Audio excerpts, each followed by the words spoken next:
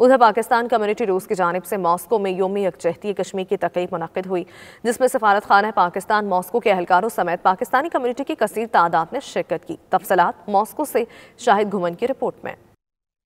Moscow میں یوم یکجہتی کشمیر کے حوالے سے پاکستان کمیونٹی روس کے صدر ملک شہباز کی جانب سے ایک تقریب کا اہتمام کیا گیا۔ تقریب میں سفارت خانہ پاکستان ماسکو کے کونسلر عامر پرویز، منسٹر ٹریڈ ناصر حامد، پریس کونسلر ظفریاب خان اور پاکستانی کمیونٹی کی اہم شخصیات نے شرکت کی۔ تقریب سے خطاب کرتے ہوئے پاکستان کمیونٹی روس کے صدر ملک شہباز نے کہا کہ ہم کشمیریوں کی آزادی کے لیے دل و جان کے ساتھ کھڑے ہیں۔ کشمیر کی آزادی کے لیے جاری جدوجہد میں پاکستانی کشمیریوں کے شانہ بشانہ ہیں۔ ہم جو کشمیریوں کی اخلاقی اور قانونی جو ان کی رائٹس ہیں، ہم اس کو دنیا میں کوشش کریں گے اور بلند کرتے رہیں گے کہ اللہ پاک کرے کہ جو کشمیریوں پہ پرابلمز ہیں، جو ان پہ ظلم جبر ہو رہا ہے، جو ان پہ قیامت برپا کی ہوئی ہے یہ RSS اور BJP نے، اللہ پاک ان کو اس سے نجات دلائیں۔ ملک شہباز کا کہنا تھا کہ بھارت مقبوضہ کشمیر کے نہتے کشمیری عوام پر جو ظلم کے پہاڑ توڑ رہا ہے، اقوام عالم اس کا نوٹس لے، کشمیریوں کو ان کا جائز حق خود ارادیت دینے کا وعدہ پورا کریں۔ اوورسیز پاکستان بلوچ یونٹی کے چیئرمین ڈاکٹر جمعہ خان مری نے خطاب کرتے ہوئے کہا کہ کشمیر بھارت اور پاکستان کے درمیان زمین کا نہیں بلکہ انسانی زندگی کا، انسانی بقا اور خطے میں امن کے لیے حل طلب مسئلہ ہے۔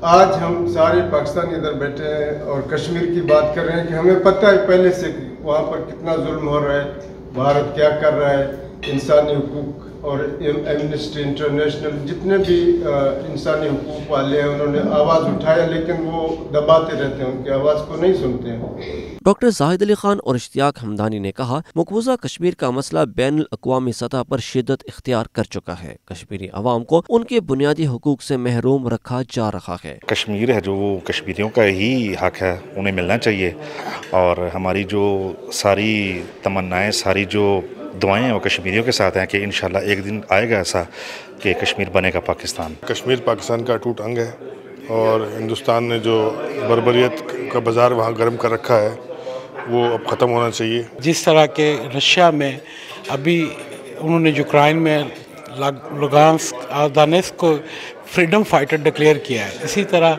کشمیری جو ہیں وہ بھی کسی ٹیررسٹ گروپ سے تعلق نہیں رکھتے، وہ بھی فریڈم فائٹر ہیں۔ مقررین کا کہنا تھا بھارت کی طرف سے مسلم اکثریت مقبوضہ جموں کشمیر کو ہندو اکثریت علاقے میں تبدیل کرنے کی کوشش سلامتی کونسل کی قراردادوں کی سنگین خلاف ورزی ہے۔ شاہد گھمن، 92 نیوز، روس۔